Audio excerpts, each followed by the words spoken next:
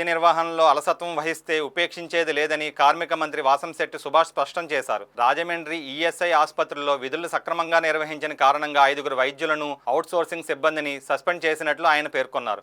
ఇటీవల రాజమండ్రి ఈఎస్ఐ ఆసుపత్రిలో వైద్య సేవలపై అనేక ఫిర్యాదులు వచ్చాయని, అక్కడి డాక్టర్లు కార్మికులను సరిగ్గా పట్టించుకోవడం లేదంటూ కార్మికులు ఆందోళన చేపట్టారని మంత్రి తెలిపారు. ఈ విషయంగా ఆసుపత్రి వైద్యులతో ఆరోగ్య శాఖ డైరెక్టర్లు మాట్లాడి హెచ్చరించడం జరిగిందని, అయినా వైద్యుల తీరులో ఎటువంటి మార్పు రాలేదని మంత్రి వివరించారు. చర్యలు తీసుకున్న తరువాత ఆసుపత్రి పనితీరులో చాలా మార్పులు వచ్చాయని, ఓపీ నమోదు కూడా గణనీయంగా పెరిగిందని మంత్రి తెలియజేశారు. రాజమండ్రి ఈఎస్ఐ హాస్పిటల్లో తనిఖీ చేయడం జరిగింది. అందులో సుమారు 5 డాక్టర్లని, 4 అవుట్సోర్సింగ్ ఉద్యోగుల్ని సస్పెండ్ చేయడం జరిగింది. పలు చోట్ల నుంచి అంత హార్ష్గా ఎందుకుండా ఉన్నారు అనే ప్రశ్నలు వెలువరుస్తూ ఉన్నారు. దానికి కారణం ఒకటే, నవంబర్ 10వ తారీఖున కార్మికుల ఆరోగ్యాలతో ఆడుకుంటా ఉన్నారు రాజమండ్రి ఈఎస్ఐ హాస్పిటల్ వాళ్ళని కార్మిక సంఘాలన్నీ కూడా రోడ్లు ఎక్కడం జరిగింది.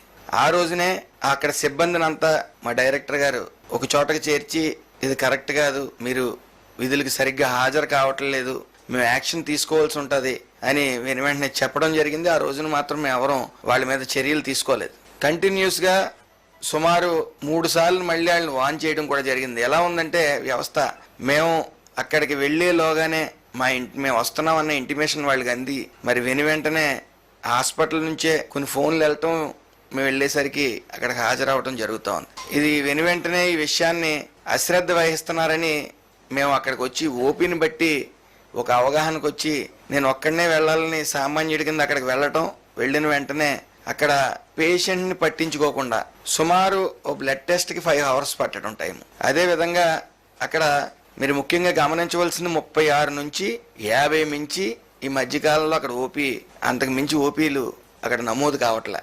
అది గమనించి మేము సడన్ రైడ్కి వెళ్ళినప్పుడు చాలామంది అక్కడ ఇంకా మేము వెళ్ళిన టైంకి 10 నిమిషాల ముందే వచ్చారు. అంటే మేము సుమారు 12:30, 1 గంటకి వెళ్తే 1 గంట ముందు వచ్చిన జనాలు కూడా ఉన్నారు. మరి దీని మీద సివియర్ యాక్షన్ తీసుకోవాలని చెప్పి ఎన్నిసార్లు చెప్పినా అశ్రద్ధ వహిస్తున్నారని చెప్పి డైరెక్టర్ గారికి చెప్పగానే ఆయన 9 మందిని సస్పెండ్ చేయడం జరిగింది. జరిగిన తర్వాత నిన్న ఓపీ 170, 50 నుంచి 170కి పెరిగింది. అంటే పూర్తిగా అశ్రద్ధ వహిస్తూ ఉన్నారు.